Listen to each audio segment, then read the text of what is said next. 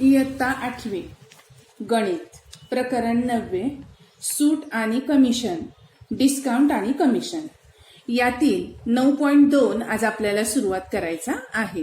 पण त्याच्या अगोदर तुम्हाला 2 मुद्दे शिकवायचे आहेत, ते म्हणजे कमिशन आणि रिबेट. कमिशन आणि रिबेट हे दोनही शब्द हे इंग्रजीच आहेत, त्याच्यामुळे त्याला पर्यायी मराठी शब्द मी इथं सांगणार नाहीये. मग कमिशन म्हणजे काय? Sometimes it is not possible for a company to sell their manufactured goods. In such a case, the company assigns responsibility of selling the goods. म्हणजे एखादी कंपनी ज्या वेळेस एखाद्या मालाचं उत्पादन करते त्यावेळेस त्या कंपनीला स्वतः तो माल विकणं शक्य नसतं आणि तेव्हा ती कंपनी काही व्यक्तींवर आपला माल विकण्याची जबाबदारी सोपवते. उदाहरणार्थ पुस्तकं असतील, पेन असतील, कापड असेल, साबण असेल, या ज्या वस्तू आहेत, या वस्तू उत्पन्न करणारी जी कंपनी आहे ती कंपनी स्वतः तो माल विकत नाही, तर तो माल विकण्याची जबाबदारी दुसऱ्या एखाद्या व्यक्तीवर सोपवते. मग या सेवेबद्दल त्या व्यक्तीला काही मोबदला दिला जातो, त्यास कमिशन असे म्हणतात. Means that person who takes the responsibility of selling the goods gets some remuneration for the service. The remuneration is called as commission. The person who provides such type of service is called a commission agent. Commission is decided in terms of percentage. The rates of commission vary according to the types of goods. म्हणजेच काय, तर हा जो commission agent आहे की जो जी व्यक्ती ही माल विकण्याची जबाबदारी घेते त्याला आपण कमिशन एजंट असं म्हणतो. आणि हा कमिशन एजंट आपलं कमिशन हे शेकडेवारीत घेतो. मीन्स कमिशन हे शेकडेवारीमध्ये दिलं जातं आणि त्याचा दर हा वस्तूनुसार वेगवेगळा असतो. उदाहरणार्थ पहा, धान्य, भाजीपाला, फळे, फुले वगैरे शेतमालाची विक्री ज्या मध्यस्थामार्फत होते त्या व्यक्तीला दलाल किंवा अडत्या असं म्हटलं जातं. या कामाबद्दल मध्यस्थाला जे कमिशन मिळतं त्यास दलाली किंवा अडत असे म्हणतात. ही दलाली किंवा अडत ज्याचा माल विकतो त्याच्याकडून किंवा जो माल खरेदी करतो त्याच्याकडून किंवा दोघांकडून सुद्धा मिळते. समजलंय का? पहा आता सेमीच्या बाबतीत food grains, vegetables, fruits and flowers are also sold with the help of a mediator or an agent. For the job, the agent gets commission. The commission is received from the seller or the buyer or from both. आता एक छोटंसं वेगळं उदाहरण देते मी तुम्हाला, की समजा तुम्हाला तुमची गाडी विकायची आहे, एक 2 व्हीलर आहे तुमच्याकडं आणि आता ती विकायची आहे. मग ती विकायला तुम्ही प्रत्येकाला सांगत बसणार आहे का की मला माझी गाडी विकायची आहे, मला माझी गाडी विकायची आहे, असं सांगू शकणार आहे का? नाही. मग तुम्ही काय करता किंवा तुमचे वडील काय करतात, तर एखादा कमिशन एजंट गाठतात. म्हणजेच काय, तर एखादा असा कमिशन एजंट मीन्स असा गाड्या वगैरे विकणारी जी व्यक्ती आहे तिला शोधतात. मग तिला सांगतात की माझी अशी अशी गाडी आहे, ती इतके तिचं रनिंग आहे, ती इतक्या वर्षाची झालेली आहे आणि मला अपेक्षित किंमत अशी अशी आहे. मग तो सांगतो की मला इतकं कमिशन द्या, मी तुमची गाडी बरोबर या किमतीमध्ये विकतो. आणि मग ती गाडी विकल्यानंतर तो त्याचं कमिशन तुमच्याकडून घेतो. म्हणजे अशा पद्धतीनं हा व्यवहार आहे. आता दुसरा जो मुद्दा आहे तो आहे रिबेटचा. रिबेट हाही सुटीचाच एक प्रकार आहे. पहा कसा आहे. खादी ग्रामोद्योग भांडार, हातमाग दुकान, हस्तकला वस्तू विक्री केंद्र, महिला बचत गट इत्यादी संस्था काही विशेष प्रसंगांनिमित्त ग्राहकांना सूट देतात. अशा वेळी दुकानदाराला छापील किमतीपेक्षा जेवढी रक्कम कमी मिळते त्याची भरपाई शासन करते. हा महत्वाचा मुद्दा आहे. अशा वेळी दुकानदाराला छापील किमतीपेक्षा जेवढी रक्कम कमी मिळते त्याची भरपाई शासन करते. अशा योजनेखाली ग्राहकाला जी सूट मिळते तिला रिबेट असं म्हणतात. उदाहरणार्थ गांधी जयंतीनिमित्त खादीच्या कपड्यावर दिली जाणारी सूट, ही सूट आपल्याला मिळते आणि दुकानदार काय करतो, त्यानं दिलेली जी सूट आहे ती शासनामार्फत भरून घेतो, म्हणजे स्वतःचे त्याचे नुकसान होत नाही. तसंच आयकर भरणाऱ्या ज्या व्यक्तींचे उत्पन्न ठराविक मर्यादेपर्यंत असते त्यांना आयकरामध्ये सूट मिळते आणि या सुटीला सुद्धा रिबेट असं म्हणतात. थोडक्यात रिबेट ही एक प्रकारची सूटच आहे. ती विशिष्ट अटीनुसार मान्यताप्राप्त संस्था किंवा शासन यांच्याकडून दिली जाते. रिबेट सेमीच्या मुलांसाठी द ऑर्गनायझेशन लाईक खादी ग्रामोद्योग, handloom shops, handicraft selling centres etc. give attractive discounts on special occasions. For example, at the time of Gandhi Jayanti, the Khadi textile goods are discounted for promoting Khadi. At such times, the amount of discount is compensated by the government. म्हणजेच काय, ही जी discount दिलेला आहे हा discount काय केला जातो, गव्हर्नमेंटच्या वतीनं तो पुन्हा त्याचा भरून दिला जातो. This monetary compensation is known as rebate.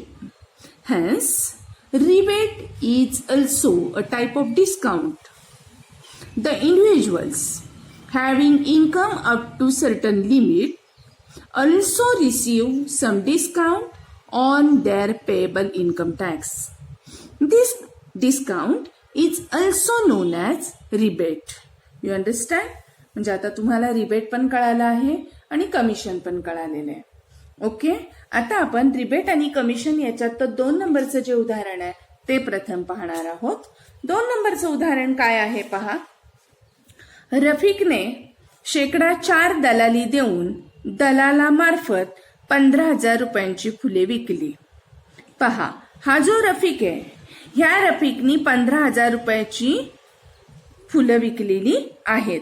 तर दलाली काढा, रफिकला मिळणारी रक्कम काढा. पहा 2 नंबरचं उदाहरण सेमीच्या विद्यार्थ्यांसाठी. Rafiq sold flowers worth rupees 15,000 by giving 4% commission to the agent. Find the commission he paid. Find the amount received by Rafiq. म्हणजे रफिकनं काय केलेलं आहे, 15,000 रुपयांची फुलं विकलेली आहेत. कुणामार्फत, तर दलालामार्फत विकलेली आहेत, म्हणजे कमिशन एजंट मार्फत विकलेली आहेत. आणि त्यानं त्या कमिशन एजंटला त्या 15,000तून 4% रक्कम दिलेली आहे. ओके, आता विचारलंय त्यांनी काय, find the commission he paid, म्हणजे रफिकनं दिलेलं कमिशन किती आहे, and find the amount received by Rafiq, आणि रफिकला किती रुपये मिळालेले आहेत. ओके, एक्झाम्पल कसं सोडवायचंय पहा. दलाली किती दिलेली आहे, 4%, कमिशन 4%. ओके, वस्तूची विक्री किंमत किंवा फुलांची विक्री किंमत किती दिलेली आहे, 15,000 रुपये. That is selling price of flowers is 15,000. Okay, दलाली सूत्र काय सांगतं, दलाली बरोबर 1% दलाली गुणिले विक्री किंमत, किंवा कमिशन बरोबर percentage commission into selling price. आता पर्सेंटेज ऑफ कमिशन किती आहे, 4% आहे. सेलिंग प्राइस ही 15,000 आहे. ओके, 1% दलाली 4% आहे आणि विक्री किंमत 15,000 आहे. बरोबर, मग 1% दलाली ही 4 आहे. 4% म्हणजे काय, तर 100 रुपयाला 4 रुपये दलाली त्या व्यक्तीला द्यावी लागणार आहे. बरोबर, मग दलाली किंवा 1% दलाली आपण कशी लिहिणार आहोत, तर 4/100 म्हणजे 100 रुपयापैकी 4 रुपये आपण त्याला देणार आहोत, म्हणून अशा पद्धतीनं लिहिलेलं आहे. 4% म्हणजे 4/100 गुणिले विक्री किंमत 15,000. 2 शून्य 2 शून्य गेले म्हणजे आलं काय, 4 गुणिले 150, म्हणजे तुम्हाला दलाली द्यावी लागणार आहे 600 रुपये. सेम वे न सेमीचं पण केलंय पहा. Percentage of commission is 4% into 15,000. So 4/100 into 15,000. 0 cancels 0. So we will get 4 into 150. That is you will get 600 rupees. म्हणजेच दलाली किंवा कमिशन किती आलेलं आहे तर ते 600 रुपये आलेलं आहे. इथपर्यंत कळालं. म्हणजे ही दलाला द्यावी लागणारी रक्कम आहे. आता रफिकला मिळणारी रक्कम काढूया आपण. Amount received by Rafiq. विक्री किंमत किती आहे 15,000. त्यातनं दलाली किती दिली 600 रुपये. म्हणजे विक्री किंमत वजा कमिशन ही झाली रफिकला मिळणारी रक्कम. That is selling price minus commission is equal to amount received by Rafiq. That is 15,000 minus 600. Okay, we will get 14,400 rupees. You understand this example. पहा तिसरं पण गणित आपण लगेच घेणार आहोत. पहा काय तिसरं उदाहरण. रफिक सोल्ड थर्ड एक्झाम्पल आहे. A farmer sold food grain for 9,200 rupees through an agent. The rate of commission was 2%. How much amount did the agent get? एका शेतकऱ्याने 9,200 रुपये किमतीचा माल अडत्यामार्फत विकलेला आहे. म्हणजे एजंट मार्फत विकलाय. त्याला 2% अडत द्यावी लागली. तर अडत्याला किती रक्कम मिळाली. म्हणजे 9,000 रुपये किमतीचा माल त्याला विकायचा आहे बरोबर. आणि यामधून तो 2% दलाली त्या दलालाला किंवा अडत्याला किंवा कमिशन एजंटला देणार आहे. ओके, मग आता पहा उदाहरण कसं सुरू करायचंय. दलाली दिलेली 2%. दलाली is equal to 2%. Rate of commission is equal to 2%. Okay, मालाची विक्री किंमत किती दिलेली आहे 9,200. Selling price of food grains is equal to 9,200. समजलंय का पहा. आता तुम्हाला काय काढायचंय. दलाली सूत्र काय आहे. दलाली इज इक्वल टू शेकडा दलाली गुणिले विक्री किंमत. हे सूत्र साईडला लिहून ठेवा की दलाली बरोबर शेकडा दलाली गुणिले विक्री किंमत किंवा commission is equal to percentage commission into selling price. आता पर्सेंटेज कमिशन आहे 2%. That is 2/100 into selling price आहे 9,200. बरोबर आहे. या 2 शून्यांना हे 2 शून्य गेले म्हणजे राहील काय 2 into 92. That is you will get 184. Same वेने मराठीचं आहे पहा. शेकडा दलाली 2% दिलेली आहे. म्हणजेच काय तर 2/100 बरोबर गुणिले विक्री किंमत 9,200.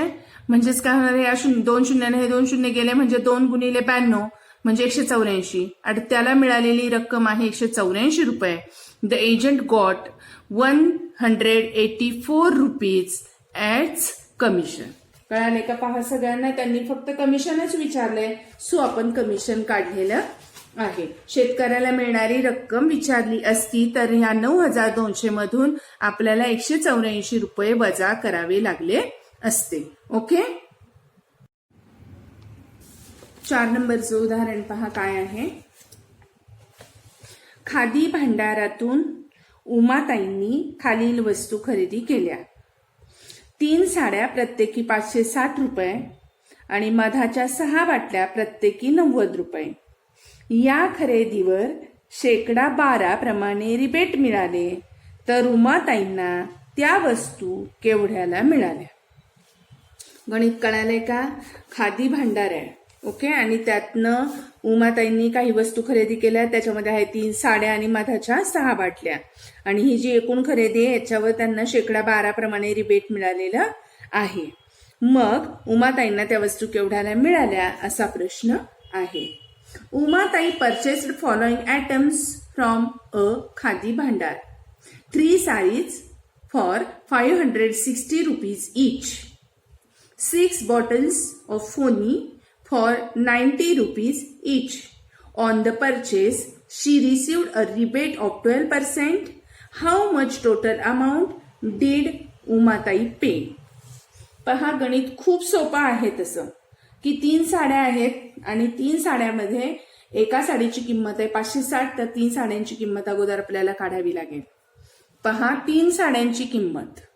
The cost of 3 sarees. एका साडीची 560 म्हणून 3 साड्यांची किती येईल 3 गुणिले 560. म्हणजेच काय 3 0 0 3 18 चाल 1 5 3 15 1 16 1,680 रुपये 1,680 680 रुपीज. इतकं समजलं. पुढे 6 मधाच्या बाटल्या आहेत आणि एकीची किंमत 90 रुपये. 6 bottles of honey for each 90 rupees each. Okay.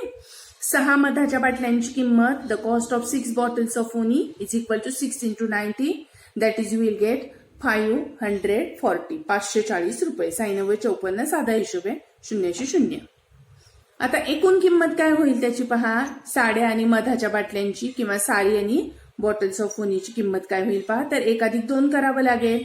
म्हणजेच काय तर 1680 अधिक 540. उत्तर काय येईल तुमचं. 1680 अधिक 540 उत्तर येत आहे 2220. That is 2220 rupees. इथपर्यंत कळालं असेल. आता आपल्याला काय काढायचंय. रिबेट.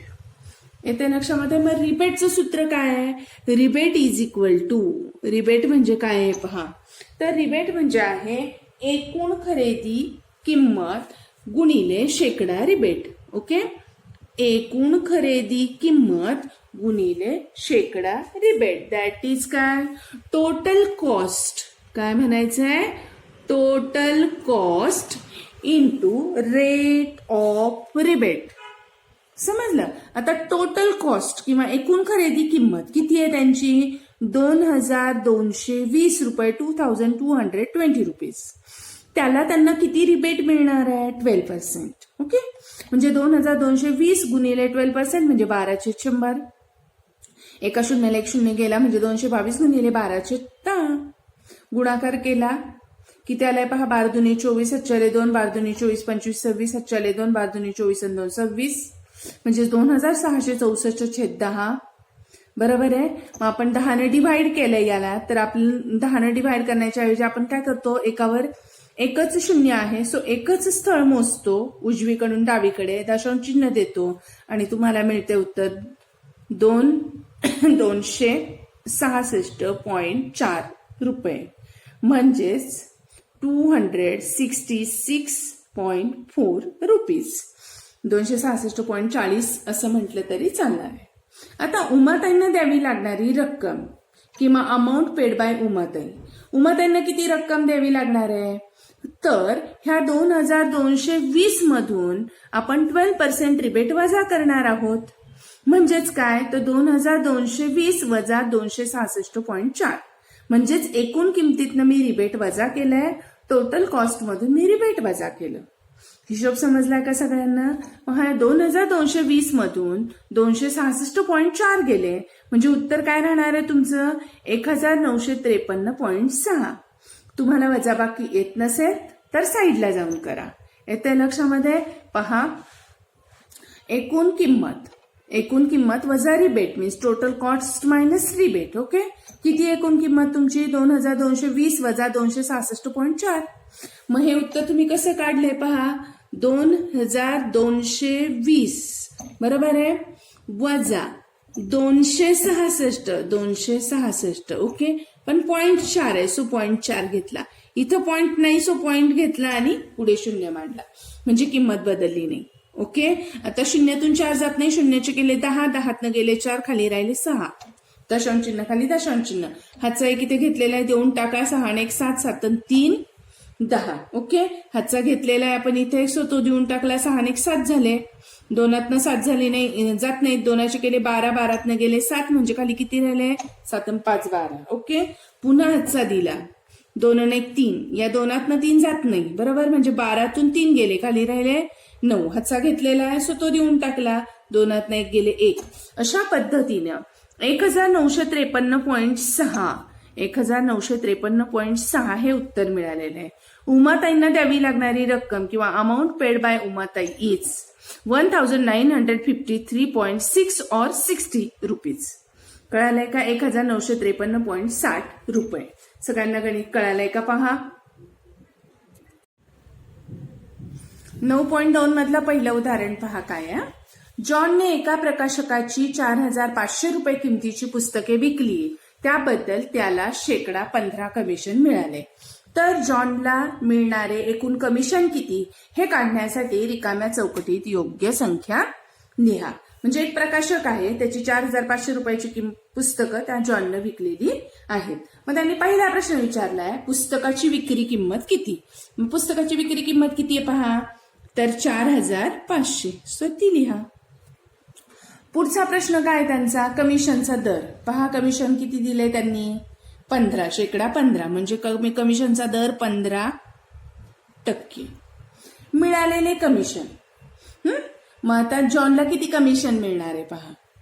मिळालेले कमिशन म्हणजेच काय, 15% म्हणजेच 15/100 गुणिले त्याने किती रुपयाची पुस्तकं विकली, 4,500 रुपयाची. ओके, म्हणजेच इथं तुम्ही पहा काय करताय, 4,500 रुपयाची पुस्तकं त्याने विकलेली आहे आणि त्याने किती टक्के कमिशन दिलेलं आहे, 15% कमिशन. म्हणजे इथं तुम्ही पर्सेंटेज ऑफ कमिशन किंवा शेकडा कमिशन गुणिले विक्री किंमत हे सूत्र इथं वापरले. येते लक्षात. मग कमिशन पहा किती येईल, 0ला 0 गेले, ह्या 0ला हे 0 गेले, म्हणजे 15 गुणिले 45. मग 15 गुणिले 45, मग 15 किती, 75. 60, 15 चोक 60 आणि 7 67, किती आलंय, 675 रुपये. याच पद्धतीने आपण आता सेमीचं पण उदाहरण पाहणार आहोत. ओके, पहा गणित काय आहे. John sold books worth ₹4,500 for a publisher. For this he received 15% commission. Complete the following activity to find the total commission John obtained. आता जॉनला किती कमिशन मिळते ते पाहू आपण. सेलिंग प्राइस ऑफ बुक्स किती आहे, selling price 4,500.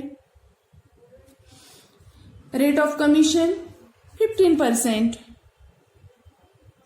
Okay, commission obtain म्हणजे मिळालेलं commission, percentage of commission into selling price, that is 15% into 4,500. 15% means काय, 15/100. Selling price 4,500. 0 cancel 0, 0 cancel 0. 15 into 45, you will get the answer 675. समजलं. आता आपण पुढचं उदाहरण पाहणार आहोत. पहा 5 नंबरचं उदाहरण. दिलेल्या माहितीच्या आधारे खालील रिकाम्या चौकटीत योग्य संख्या भरा. 5वं उदाहरण आहे बरं का. एका दलालामार्फत श्रीमती दीपांजली यांनी 7,50,000 रुपये किमतीचे घर श्रीमती लीलाबेन यांच्याकडून खरेदी केले. म्हणजे दीपांजली यांनी घर खरेदी केले लीलाबेन यांच्याकडून. किती रुपये किमतीचं, 7.5 लाख रुपये. ओके, दलालाने दोघींकडून प्रत्येकी 2% दलाली घेतली. तर पहिला प्रश्न आहे, श्रीमती दीपांजली यांनी घर खरेदीसाठी टिंबटिंब गुणिले टिंबटिंब बरोबर टिंबटिंब रुपये दलाली दिली. म्हणजेच त्यांनी किती दलाली दिली हे काढायचंय. ओके, मग आता मला एक सांगा, इथं दीपांजली यांना किती किमतीचं घर मिळालंय, तर 7.5 लाख रुपये ही त्याची खरेदी किंमत आहे. म्हणजे 7.5 लाख म्हणजे 7,50,000 आपण इथं लिहिणार आहोत. टक्के दलाली किती, 2% म्हणजे 2/100. कळालंय का. आता या 2 शून्यांना हे 2 शून्य गेले, म्हणजे तुमचं काय राहणार आहे, 7,500 गुणिले 2 म्हणजे बे 0 बे 5 10 हातचाला 1 7 2 14 15. म्हणजेच तुम्हाला जी दलाली द्यावी लागणार आहे ती आहे 15,000 रुपये. कळालं का. म्हणजे श्रीमती दीपांजली यांनी घर खरेदीसाठी 15,000 रुपये दलाली दिली. घर खरेदी केलं 7.5 लाखाला आणि त्या 7.5 लाखाच्या घरावर त्यांना 15,000 रुपये दलाली द्यावी लागलेली आहे. लीलाबेन यांनी घर विक्रीसाठी, आता काय सांगितलंय त्यांनी, दलालाने दोघींकडून प्रत्येकी 2% दलाली घेतली. म्हणजे ह्यांच्याकडनं जेवढी दलाली घेतलीये तेवढीच दलाली ह्यांच्याकडनं घेतली. म्हणजे लीलाबेन यांनी घर विक्रीसाठी किती रुपये दलाली दिली, तर त्यांनी सुद्धा 15,000 रुपये दलाली दिली. इथपर्यंत कळालं. आता दलालाला या व्यवहारात एकूण किती रुपये मिळाले, हे 15,000, लीलाबेन यांचे आणि दीपांजली यांचे 15,000, टोटल किती झाले? 30,000 रुपये. ओके.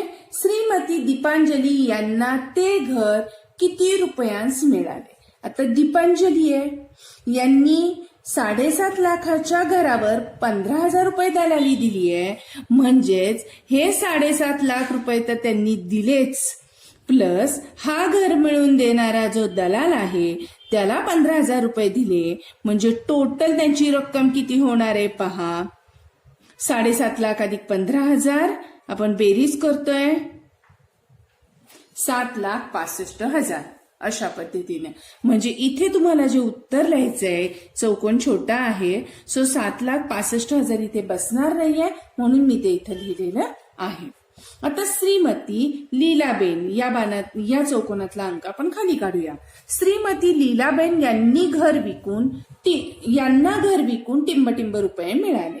आता लीलाबेन यांनी घराची किंमत सांगितली होती 7.5 लाख रुपये, पण दलालांनी त्याची 15,000 रुपये दलाली ही या किमतीतनं काढून घेतलेली आहे, आणि मग त्यांना मिळणार आहे रक्कम 7.5 लाख मायनस 15,000. शून्यातनं शून्य गेले 0, 10तनं 5 गेले 5, हातचाला 1, 5तनं 2 गेले 3, 7. म्हणजेच किती झाले पहा? 7,35,000. पहा, सगळ्यांना समजलंय का? गणित थोडंसं वेगळं आहे, पण खूप छान पद्धतीनं तुम्हाला हे समजलं असेल.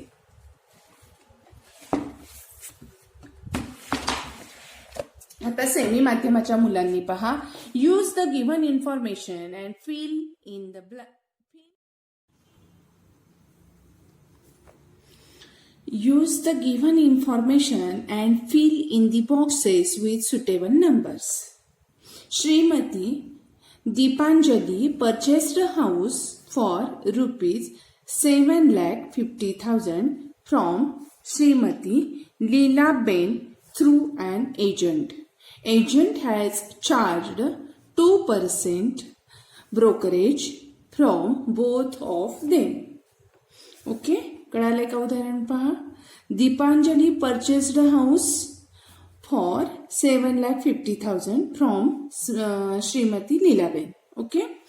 And agent has charged 2%. Shrimati Deepanjali paid. तर श्रीमती दीपांजलीने किती पेड केलेले आहेत पहा. त्यांनी परचेस केलेलं आहे 7,500 ला, बरोबर की नाही.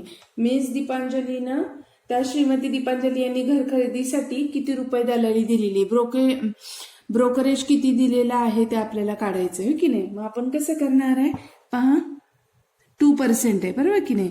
म्हणजे 7,50,000 into 2%, that is 2/100. Okay. 0 cancel, 0 करा. ओके. म्हणजे तुम्हाला काय मिळेल? 7,500 into 2, that is you will get 2 into 0 0, 2 into 0 0, 2 into 5 10, 7 into 2 14 plus 1 15. Okay. म्हणजे काय आलंय? 15,000 रुपये. हे काय झालं? ब्रोकरेज. ओके. आता Shrimati Leelaben paid brokerage of rupees किती पहा? 15,000. का बरं? कारण दोघींनी पण काय दिलेलं आहे? समान चार्ज दिलेला आहे एजंटला. Agent has charged 2% brokerage from both of them. बरोबर. दीपांजलीने जर 15,000 भरले तर लीलाबेननं पण किती भरावं लागणार आहेत? 15,000 रुपये. Okay. Total brokerage received by the agent is. Okay. एजंटला मिळालेले जे ब्रोकरेज आहे ते किती असणार आहे? दीपांजलीकडनं 15,000, लीलाबेनकडनं 15,000, 15 plus 15 दॅट इज 30,000. 15 अधिक 15 म्हणजे 30,000. Okay. The cost of house Shrimati Deepanjali paid. आता दीपांजलीनं परचेस केलेला हाऊस आहे ते किती आहे? 7,50,000 ला. ओके. परंतु त्यांनी एजंटला जे ब्रोकरेज दिलेलं आहे ते 2% किती दिलेलं आहे? 15,000. बरोबर की नाही. Therefore plus 15,000. ओके, म्हणजे ते तिला घर कितीला पडलेलं आहे पहा, 5 plus 1 6, that is 7,65,000. ओके, म्हणजे the cost of house Shrimati Deepanjali paid is 7,65,000. Okay, आता the selling price of house for Shrimati Leelaben is. आता लीलाबेनने हा घर कितीला विकलेलं आहे तसं 7,50,000, बरोबर की नाही, 7,50,000 विकलेलं आहे. परंतु या लीलाबेननी ते घर ज्या एजंट मार्फत विकलेले आहे त्याला 2% ब्रोकरेज दिलेले आहे, 2% दलाली दिलेली आहे. म्हणजे त्यांनी 2% म्हणजे 15,000 इतकी दलाली दिलेली आहे. सो त्यांच्या त्या मूळ किमतीतनं 15,000 वजा करावे लागतील, कारण हे त्यांनी त्याला दिलेले आहेत, बरोबर की नाही. मग वजाबाकी किती येते पहा,